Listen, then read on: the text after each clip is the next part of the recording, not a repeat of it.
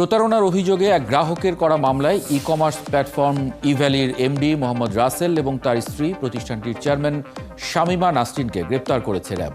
বৃহস্পতিবার মোহাম্মদপুরের বাসা থেকে তাদের গ্রেপ্তার করা হয়। এই গ্রেপ্তারের ঘটনায় উপস্থিত গ্রাহকদের মধ্যে মিশ্র প্রতিক্রিয়া দেখা গেছে। আরও জানাচ্ছেন পারভেজ রেজা।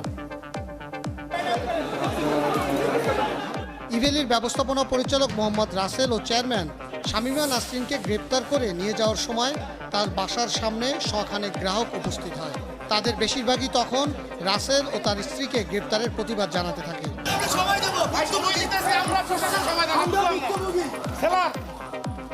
উপস্থিত গ্রাহকদের দাবি গ্রেপ্তার কোনো সমাধান না, এতে করে তাদের টাকা আর পাওয়া যাবে না। গ্রেফতার কোনো সমাধান না। উনি বাংলাদেশে বিজনেস করতে আসছে, ওনার যদি পালানোর ইচ্ছা থাকতো 3 বছর বিজনেস করতো না। যখন ইভিলি চেষ্টা করতেছে যে মানুষের টাকাগুলো ফেরত দেওয়ার জন্য, তো এখন কেন গ্রেপ্তার করে কাস্টমার কি লাভটা হচ্ছে? এখন এত অধিকাংশ গ্রাহক আছে, তারা সময় দিতে চায়। যদি নিয়তি খারাপ থাকতো তাহলে ওনারা অনেক আগে অনেক কিছু করে ফেলতে পারতো, কিন্তু আমার মনে হয় ইভিলি রাসেল সাহেবের যে বডি ল্যাঙ্গুয়েজ বা পার্সোনালিটি, আমার মনে হয় উনি চলে যাবে না। যেহেতু সময় চেয়েছেন, তো আমার মতে হচ্ছে আপনারা গভর্নমেন্ট এবং এটার সাথে ই কমার্সের সাথে যারা রিলেটেড, যেসব সংস্থাগুলো রিলেটেড, তারা সবাই মিলে ওনাকে নজরদারিতে রেখে আমার মনে হয় যে কিছুটা সময় দেওয়া উচিত। গ্রেপ্তারের পক্ষেও কিছু গ্রাহক হাজির হন, তবে তাদের সংখ্যা ছিল তুলনামূলক কম। আমি গ্রেপ্তারের ভিতরে আমি অনেক খুশি হয়েছি। যারা বিক্রিত করছে ওরা রাস্তা সাহেবের লোক, এখানের লোক। কিছু প্রোডাক্ট আমি পেয়েছি, ধরেন আমি হয়তো 25 to 30% প্রোডাক্ট পেয়েছি, বাট 70% প্রোডাক্ট এখনো পেন্ডিং আছে এবং তারা কোনো কন্ট্যাক্ট করলে তারা কোনো রেসপন্ড করে। এর আগে গ্রাহক ও সরকারের বিভিন্ন সংস্থার নানা অভিযোগের মুখে ই কমার্স প্রতিষ্ঠান ইভ্যালির ব্যবস্থাপনা পরিচালক মোহাম্মদ রাসেল ও তার স্ত্রী প্রতিষ্ঠানটির চেয়ারম্যান শামিমা নাসরিনের বিরুদ্ধে গুলশান থানায় অর্থ আত্মসাৎ ও প্রাণনাশের হুমকির অভিযোগে মামলা করেন ডিসিসি মার্কেটের ব্যবসায়ী আরিফ বাকে। সেই মামলা দায়েরের কয়েক ঘন্টা পরই বৃহস্পতিবার বিকেলে মোহাম্মদপুরের বাসায় অভিযান পরিচালনা করে র্যাব। 2018 সালে প্রতিষ্ঠিত ই কমার্স ভিত্তিক এই প্রতিষ্ঠানের দায় এখন 543 কোটি টাকা, যার মধ্যে পণ্য সরবরাহকারীরাই পাবেন 235 কোটি 86 লাখ টাকা, আর গ্রাহকদের পাওনা 311 কোটি টাকা। পারভেজ রেজা, 71, ঢাকা। মোহাম্মদ রাসেল অনলাইন মার্কেটপ্লেস ইভ্যালি প্রতিষ্ঠা করেন 2018 সালের ডিসেম্বরে। এরপর এই কোম্পানি আজ 3.25 বছরে নানা আলোচনা সমালোচনার জন্ম দিয়েছে। আজ প্রতিষ্ঠানটির প্রধান নির্বাহী কর্মকর্তা সিইও মোহাম্মদ রাসেল এবং তার স্ত্রী ইভ্যালির চেয়ারম্যান গ্রেপ্তার হয়েছেন। কিন্তু এর লক্ষ্য ক্রেতা যারা অগ্রিম টাকা দিয়েছেন তারা আছেন হতাশায়, দুশ্চিন্তায়। এ নিয়ে আজকে কথা বলবো। আমাদের সঙ্গে আছেন e commerce association of Bangladesh ইক্যাবের সাধারণ সম্পাদক মোহাম্মদ আব্দুল ওয়াহেদ তমাল এবং সহকর্মী পারভেজ রেজা, যিনি এই খবরটি কভার করেছেন। আমাদের সঙ্গে যুক্ত হচ্ছেন কারণবাজার নিউজ সেন্টার থেকে। আপনাদের দুজনকে স্বাগত জানাচ্ছি সংবাদ যোগে। পারভেজ রেজা, আপনার কাছ থেকে একটু শুরুতে জানি যে র্যাবের যে অভিযান সেটা আসলে কত সময়ের ছিল এবং দুজনকে গ্রেপ্তারের কথা আমরা জানি। এই অভিযানে আর কোনো কিছু জব্দ করা হয়েছে কিনা বা মানে র্যাব হেফাজতে নিয়েছে কিনা? দেখুন, এই বিষয়ে কিন্তু র্যাব আনুষ্ঠানিকভাবে কোনো বক্তব্য আমাদেরকে ওইখানে দেয়নি। পরবর্তীতেও যে বক্তব্যটি দিয়েছে সেটি খুবই সংক্ষিপ্ত, যে তারা তাকে গ্রেপ্তার করে নিয়ে এসছেন এবং ওই মামলা যেটি গুলশানে হয়েছে সেটাতেই তারা তাকে গ্রেপ্তার দেখাবেন এবং আগামীকালকে তারা আরেকটি আনুষ্ঠানিকভাবে ব্রিফিং করবেন বলে জানিয়েছেন। ওখানে 1 ঘন্টার কিছু বেশি সময় ধরে তারা ছিলেন। খুব বেশি অন্যান্য অভিযানে আপনি যেটি জানতে চাচ্ছেন যে অন্য কিছু এখান থেকে উদ্ধার হয়েছে কিনা, সেরকম কোনো কিছুর কথা আমাদেরকে র্যাবও বলেনি এবং আমরাও সেরকম কোনো কিছু দেখিনি। মূলত যেটি হয়েছে যে তাকে গ্রেপ্তারের বিষয়টি মামলা হবার পরে খুব দ্রুততম সময়ের মধ্যে তাকে এই র্যাব গ্রেপ্তার করলো এবং সেটি খুবই দ্রুততম সময়ের মধ্যেই হয়েছে। কারণ মামলাটি গতকাল রাতে হবার কথা ছিল আমরা জানি, এবং সেটিও থানা প্রথম মামলাটি নেয়নি এবং তার পরবর্তীতে আজকে সকালে সেই মামলাটি থানা নিয়েছে এবং দায়ের করেছে। আজকে সকালে এটি দায়ের করা হয়েছে বলে পুলিশের পক্ষ থেকে জানানো হয়েছে, কিন্তু গতকাল রাত থেকেই যিনি বাদী আছেন তিনি মামলা করার চেষ্টা করছিলেন এবং থানায় গিয়েছিলেন। কিন্তু এত তাড়াতাড়ি যে সেটি গ্রেপ্তার হওয়ার বিষয়টি আসবে সেটি আসলে র্যাব করেছে, পুলিশের পক্ষ থেকে কোনো উদ্যোগ নেওয়া হয়নি এবং সেটি বিকেল নাগাদ হয়েছে। জি, আব্দুল ওয়াহেদ তমাল, মানে অভিযোগ ইভ্যালি আইনের ব্যত্যয় ঘটিয়েছে এবং গ্রাহকের সাথে প্রতারণা করেছে। মানে আপনি ই কমার্স অ্যাসোসিয়েশনের সাধারণ সম্পাদক, আপনারা কি মনে করেন? জি, ধন্যবাদ। আমরা আসলে অনেকদিন ধরে বলে আসছিলাম যে এই যে পুঁজি স্কিমে ব্যবসা করা, আমাদের একজনের টাকা নিয়ে আরেকজনকে ডিসকাউন্ট দেওয়া, এক কাস্টমারের টাকা নিয়ে আরেক কাস্টমারকে ডিসকাউন্ট দেওয়া যে বিজনেস মডেলটা ছিল, এই বিজনেস মডেলটা কোনোভাবেই সাস্টেনেবল বিজনেস মডেল না। আমরা সরকারকে অনেক আগে থেকে বলে আসি, 2018 সালে থেকে এসক্রো সার্ভিস চালু করার কথা আমরা বলে এসেছিলাম বাংলাদেশ ব্যাংকে, এবং বাণিজ্য মন্ত্রণালয়কে গত বছর আমরা একটি রিপোর্ট দিয়েছিলাম যে এই ধরনের বিজনেস মডেলটা কোনোভাবে সাস্টেনেবল বিজনেস মডেল না। এবং যেটা হয়েছে যে এই যে কাস্টমাররা এখন ক্ষতিগ্রস্ত হয়েছেন, এই সিস্টেমটাকে কিভাবে আসলে আমরা কাস্টমারদের টাকাটা ফেরত দিতে পারবো, এটা হচ্ছে সবচেয়ে গুরুত্বপূর্ণ। না, কিন্তু আসলে আপনারা বলছেন আপনারা দীর্ঘদিন ধরে বলে আসছেন, আপনারা কাদেরকে বলেছিলেন? এটা কি গ্রাহক? আমরা বাণিজ্য মন্ত্রণালয়ের কাছে, বাংলাদেশ ব্যাংকের কাছে, আইসিডি ডিভিশনের কাছে, ভোক্তা অধিকারের কাছে, কম্পিটিশনের কাছে, সকলের কাছে রিপোর্ট সাবমিট করেছি গত বছর আমাদের ঢাকা ইউনিভার্সিটির 5 জন প্রফেসর এবং 2 জন লয়ার সহ একটা কমিটি গঠন করে এই সিস্টেমটার যে লুপহোল গুলো রয়েছে এই বিজনেস মডেলে, সেটা সম্পর্কে অবহিত করা হয়েছিল। কিন্তু আপনি জানেন যে গত 4 জুলাই এটা বিভিন্ন আলাপ আলোচনা এবং স্টেক হোল্ডার কনসালটেশনের মাধ্যমে আলাপ আলোচনা করে কিন্তু এসওপির মাধ্যমে এই জিনিসগুলোকে বন্ধ করা হয়েছিল, এই ডিসকাউন্টিং মডেলগুলোকে। প্রবলেম হচ্ছিল যে আমরা শুনে আসছিলাম বিভিন্ন ই কমার্স কোম্পানিগুলো তারা ইনভেস্টমেন্ট সিক করতে পারবেন, দেশের বাইরে থেকে বড় বড় ইনভেস্টমেন্ট আসবে সেই আশ্বাস আমরা পাচ্ছিলাম, যে কারণে এই কমার্স কোম্পানিগুলো সেই আশাতেই অনেক টাকা ইনভেস্ট করেছে বা কাস্টমারের টাকা নিয়ে ব্যবসা করেছেন, বড় স্কেলে করেছেন। এটা যদি ছোট স্কেলে ব্যবসা করতো তাহলে হয়তো ইনভেস্টরের টাকা কোনো না কোনো ভাবে রেজ করে ফেরত দেওয়া যেত, কিন্তু স্কেলটা কিন্তু অনেক বড় হয়ে গেছে। তো এখন কোনোভাবেই এই কাস্টমারের টাকাটা কিভাবে ফেরত যাবে, কাস্টমাররা কোথা থেকে এই টাকাটা ফেরত পাবেন, এইটা আমাদের বোধগম্য নয়।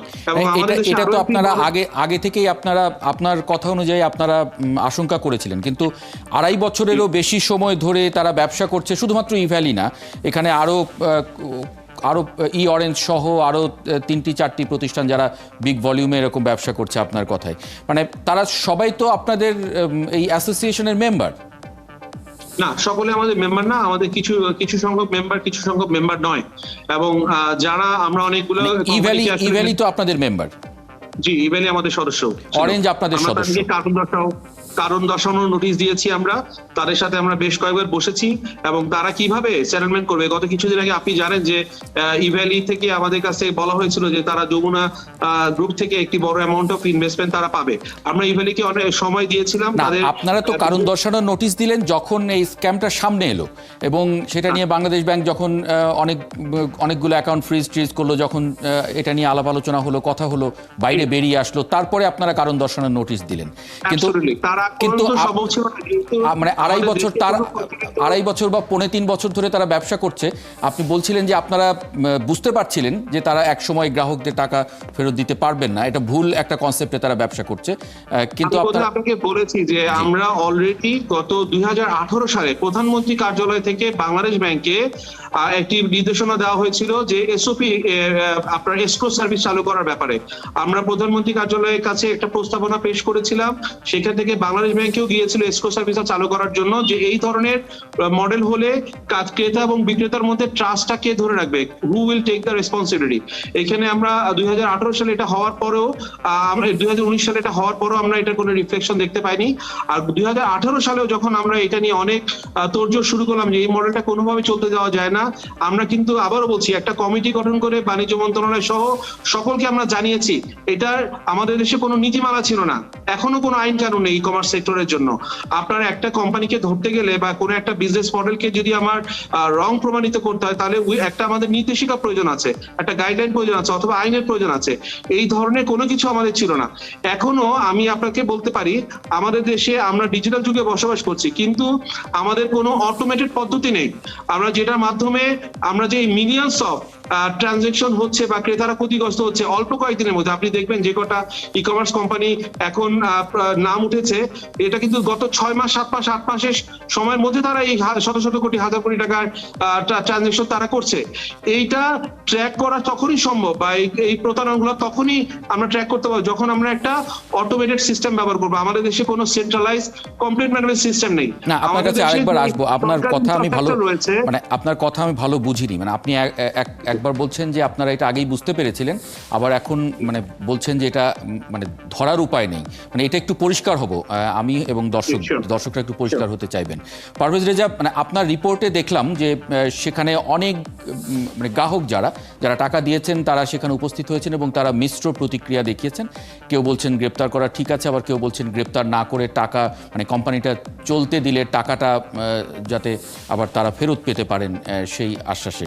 মানে আপনি এই খবর নিয়ে কাজও করেছেন বেশ কিছুদিন ধরে আমি জানি, মানে এই দেনা শোধ নিয়ে কি কোনো ধরনের কাজ হচ্ছে?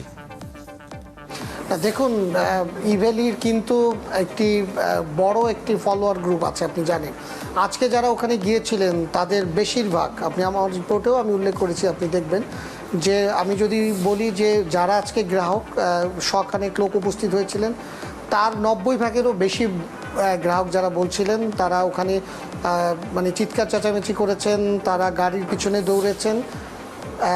মানে খুবই এটি একটি ইন্টারেস্টিং বিষয়, রাসেলকে যেন গ্রেপ্তার করা না হয়। এবং তাদের বক্তব্য যে গ্রেপ্তার কোনো সমাধান নয়, কারণ বাংলাদেশে আপনি যদি বলেন যে ইভ্যালির এই যে বারবারন্ত এবং এই বিজনেস মডেল নিয়ে আমাদের বাংলাদেশের মন্ত্রীরাও কিন্তু বক্তব্য দিয়েছেন। তাদের বক্তব্য যে ইভ্যালি বাংলাদেশের পরবর্তী আলিবাবা হতে যাচ্ছে এবং এই শুধু দেশে নয়, এই পুরো এই উপমহাদেশে ইভ্যালি তার এই রাজত্ব করবে আর অল্প কয়েক বছরের মধ্যেই। এটি কিন্তু মন্ত্রীদের বক্তব্য, আপনাকে আমি একেবারে কোড আনকোড বলতে পারি। এখন সেই মন্ত্রীর নাম বললে হয়তো বা তিনি বিব্রত হবেন বা তিনি পরবর্তীতে, কিন্তু সেগুলো কিন্তু রেকর্ডেড আছে সব জায়গায় এবং বাংলাদেশের বড় বড় প্রতিষ্ঠানগুলোকে স্পন্সর করেছে। কাজে ইভ্যালি কোনো এমন না যে ইভ্যালি লোকচক্ষুর অন্তরালে কোনো অনৈতিক একটা অবস্থান নিয়েছিল যা কেউ জানতো না, সরকার আজকে হঠাৎ করে জেনেছে। তাদের বক্তব্য যে এই বিষয়টি কেন এরকম একটি পরিস্থিতিতে আসার পরে তাকে তার বিজনেস মডেল ভুল হোক খারাপ হোক, কিন্তু তার ব্যবসাটি যদি চালানো যায়, চলতে দেওয়া হয়, তাহলে তাদের বিশ্বাস এবং তাদের অগাধ বিশ্বাস যে তাদের টাকা একসময় এই যে মোহাম্মদ রাসেলকে গ্রেপ্তার করা হয়েছেন তিনি তাদেরকে সময় দিলে তিনি তাদেরকে ফেরত দেবেন। বিগত দিনেও তারা কমিটমেন্ট, তিনি যে টাকা ফেরত দিবেন বলেছেন, দীর্ঘ সময় নিলেও তিনি দিয়েছেন, এটি হলো তাদের বক্তব্য। কিন্তু বিষয় হলো তারা যে বিষয়গুলো সামনে নিয়ে এসেছে, আপনি মনে করে দেখতে পারেন বাংলাদেশে এই ধরনের বিভিন্ন প্রতিষ্ঠানের ব্যাপারে সরকার যখনই হাত দিয়েছে অনেক পরে, এবং তারপরে কিন্তু মূল ক্ষতিগ্রস্ত হয়েছেন গ্রাহকরা।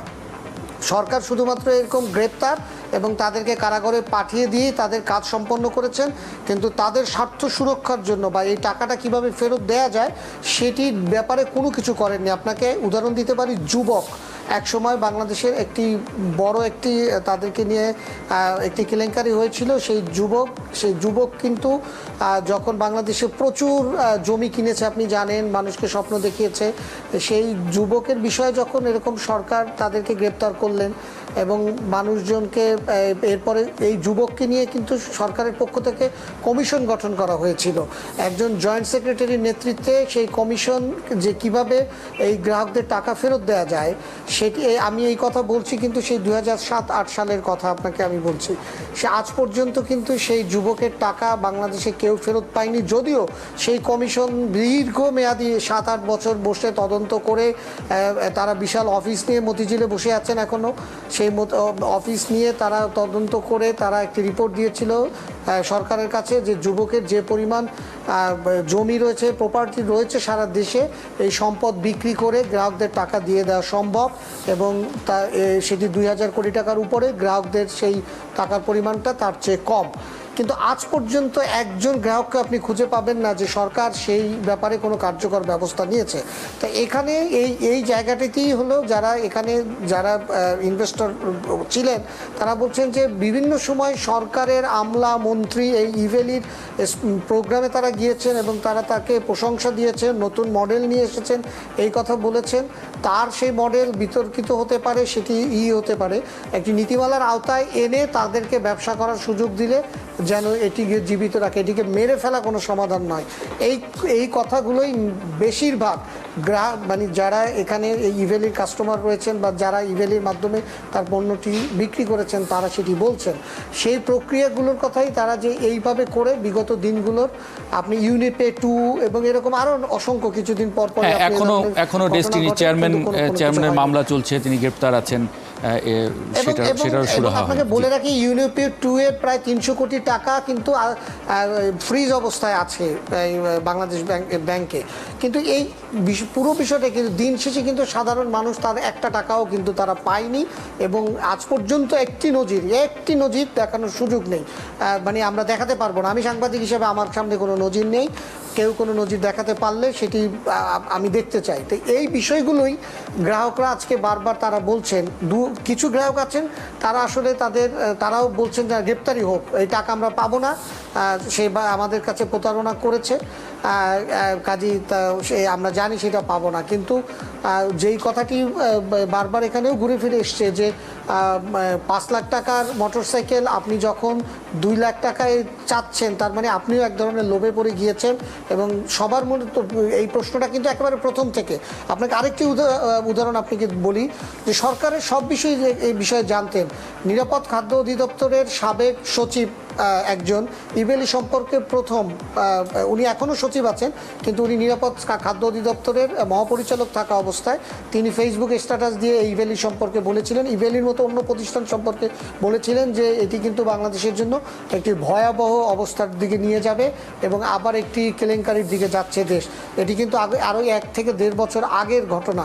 তার মানে সরকারের প্রতিটি সংস্থাই জানতেন যে এই ধরনের একটি ঘটনা ঘটছে, আজ পর্যন্ত কোনো নীতিমালা হয়নি। এই বিষয়গুলোই কিন্তু ঘুরে ফিরে আসছে সব জায়গায় কথাগুলো যে গ্রেপ্তার কোনো সমাধান কিনা। উদ্যোক্তাদের কোনো ধরনের তাদের ভুল থাকতে পারে বা তাদের নিয়ন্ত্রণে নিয়ে এসে সেটিকে চালানো যাবে, নাকি এ ধরনের গ্রেপ্তার করে তারপরে গ্রাহকরা যা হবার সে আগের মতো করে এবং তারা এক ধরনের পার পেয়ে যাবেন। আজকে দেখেন অরেঞ্জ যেটি গ্রাহকরা বলছেন আজকে এই প্রশ্নগুলোর কিন্তু আসলে সত্যিকার অর্থে কোনো বাস্তব উদাহরণ বা নীতি নির্ধারণী যারা আছেন তারা সেগুলো দিচ্ছেনও না বা তারা সেই ধরনের কোনো কার্যকর পদক্ষেপও আমরা নিতে দেখছি না। অরেঞ্জের ক্ষেত্রে যারা গ্রেপ্তার হয়েছেন তারা গ্রেপ্তার হয়ে কারাগারে আছেন এবং গ্রাহকরা এখন পথে পথে ঘুরছেন। তার মানে ওটার কোনো সমাধান কিন্তু সে দিন শেষে হলো না। ইভেন্টের ক্ষেত্রেও কি তাহলে সেই দিকে পথে হাঁটছে কিনা? জি, তমাল আপনি কি বলবেন? মানে ইভ্যালি, অরেঞ্জ সহ আরও কিছু প্রতিষ্ঠান যেগুলো এরা তো মানে প্রতিষ্ঠানের সদস্যপদ আপনারা বাতিল করেছেন আপনাদের, এবং মানে সমাধানের উদ্যোগ কোনো নেবেন কিনা? গ্রাহকরা কিভাবে টাকা পাবেন? কারণ তারা তো আপনাদের মেম্বার ছিলেন, তারা তো আপনাদের মেম্বার ছিলেন। সুতরাং আমি মানে এক ধরনের ট্রাস্টের জায়গাও তো আপনাকে দেখে আমি ট্রাস্ট করেছি। অবশ্যই আমরা কিন্তু যে কারণে এসওপিটা প্রণয়ন করার জন্য সরকারকে রীতিমতো প্রেসার দিয়েছিলাম। আজকে যদি 4 জুলাই এসওপি প্রণয়নটা না হতো তাহলে আগামী 6 মাসে আরো মোর দ্যান 10,000 করোড় মানে 10,000 কোটি টাকার বেশি ঘাটতি হতো এই মার্কেটে। আমরা এসওপি প্রণয়ন করার মাধ্যমে এগুলো সব স্টপ করতে চেয়েছি যাতে করে এই সেক্টরের মধ্যে একটা শৃঙ্খলা ফেরত আসে। 4 জুলাই এসওপি করার পর থেকে আমরা নিবিড় তত্ত্বাবধানে আছি কেউ যাতে এসওপি ভায়োলেট করে বিজনেস পরিচালনা না করে। এসওপি প্রণয়নের আগ পর্যন্ত 4 জুলাইয়ের আগ পর্যন্ত যে সমস্ত ক্রেতারা টাকা দিয়েছিলেন বিভিন্ন ই-কমার্স মার্কেট প্লেস গুলোতে, এখন ভোক্তা অধিকারের উচিত এবং অন্যান্য আইন শৃঙ্খলাকারী বাহিনীর উচিত এই বিষয়গুলোকে সেটেল ডাউন করা, কারণ অনেক টাকা পয়সা এখনো কাস্টমারের বিভিন্ন পেমেন্ট গেটওয়ে এবং ব্যাংকে আটকে আছে। 4 জুলাইয়ের আগে যেগুলো হয়েছে সেগুলোর কি হবে? 4 জুলাইয়ের আগে যেই ভাবে যে বিজনেস মডেল তারা পরিচালনা করেছিলেন, যে ঘাটতিটা হয়েছিল, কিছু কিছু কোম্পানি আমাদেরকে জানিয়েছে তারা সেটেল ডাউন করেছে, তারা ইভ্যালি, অরেঞ্জ এদের ক্ষেত্রে কি হবে?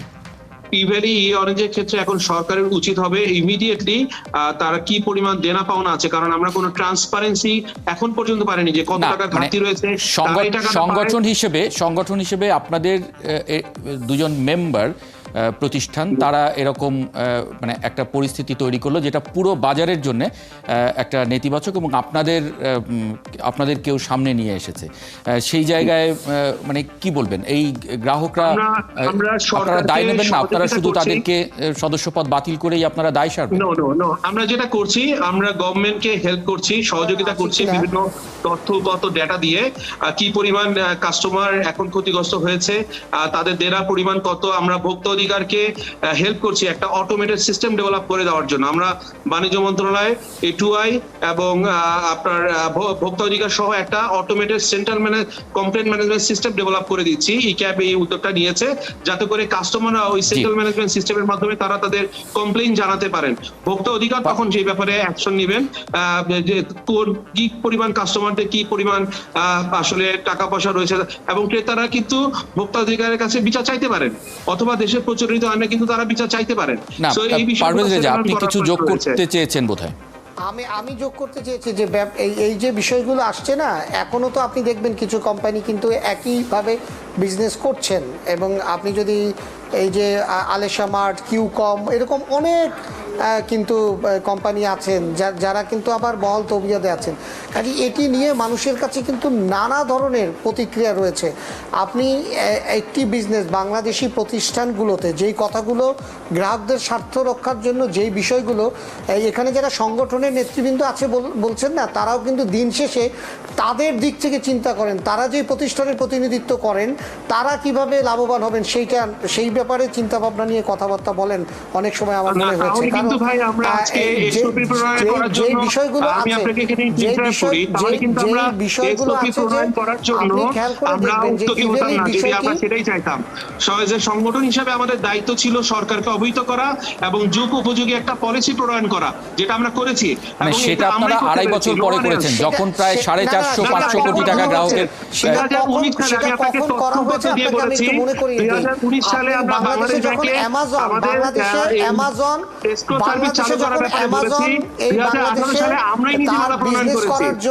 চুক্তি হলো, বাংলাদেশে যখন অ্যামাজন চুক্তিবদ্ধ হলো যে তারা ব্যবসা করতে পারবেন, তারপরে কিন্তু ইভেলির উপরে দেখলাম হঠাৎ করে সবাই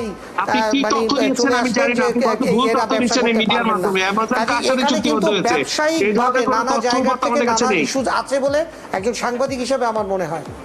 জি, আপনার ভাই একটু স্টাডি করার প্রয়োজন আছে, কারণ এই তথ্যপত্রগুলা প্রপার ওয়েতে জানা প্রয়োজন আছে। মানে কোন জায়গায় তমাল, আব্দুল ওয়াহেদ তমাল, কোন জায়গায় ভুল হচ্ছে?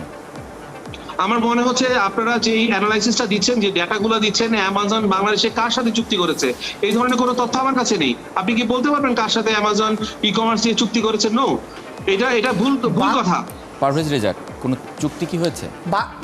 বাংলাদেশ চুক্তি না, অ্যামাজন বাংলাদেশে ব্যবসা করার জন্য অনুমতি পেয়েছে কিনা? অ্যামাজন ই-কমার্স, অ্যামাজনের অনেকগুলো উইংস আছে, অ্যামাজনের বিভিন্ন ধরনের উইংস রয়েছে। অ্যামাজন বাংলাদেশে এখন আসেনি, এটা একটা ভুল তথ্য। অ্যামাজন বাংলাদেশে বিজনেস স্টার্ট করবে, অনুমতি পেয়েছে কিনা? অনুমতি পেয়েছে কিনা আপনি বলেন, অনুমতি পেয়েছে কিনা? আপনি ই-কমার্সের সাথে আছেন, আপনি আমার চেয়ে বেশি ভালো জানবেন, আমি এটা বিশ্বাস করি। না, এই কার কাছে অনুমতি দিবে? আচ্ছা, দ্যাটস আ ডিফারেন্ট টপিক। আমি আপনাকে বলার চেষ্টা করছি that is a different topic. আচ্ছা, আব্দুল ওয়াহেদ তমাল, আপনি যদি একটু এক লাইনে বলেন যে আপনাদের সাবেক সদস্য হিসেবে এই ই-কমার্স সাইট দুটি বা তিনটি যেগুলো এখন অভিযুক্ত হয়েছে, যাদের গ্রাহকরা এখন ব্যাপকভাবে মানে ক্ষতির সম্মুখীন, তাদের জন্য মানে তাদের এই ক্ষতি পোষাতে কি করবেন আপনারা সংগঠন হিসেবে? অবশ্যই উচিত হবে সরকারকে, আবারও বলছি যে আমরা সরকারকে সহযোগিতা করছি, বাণিজ্য মন্ত্রণালয়, ভোক্তা অধিকার এবং বাংলাদেশ ব্যাংকে তাদের যে কোনো ধরনের সহযোগিতা প্রয়োজন, এবং এটাকে গ্রাহকদের টাকা ফিরে পেতে আপনারা সাহায্য করবেন। আমরা তো গ্রাহকদের টাকা ফিরে দেওয়ার অধিকার আমাদের নেই, আমরা অ্যাসোসিয়েশন।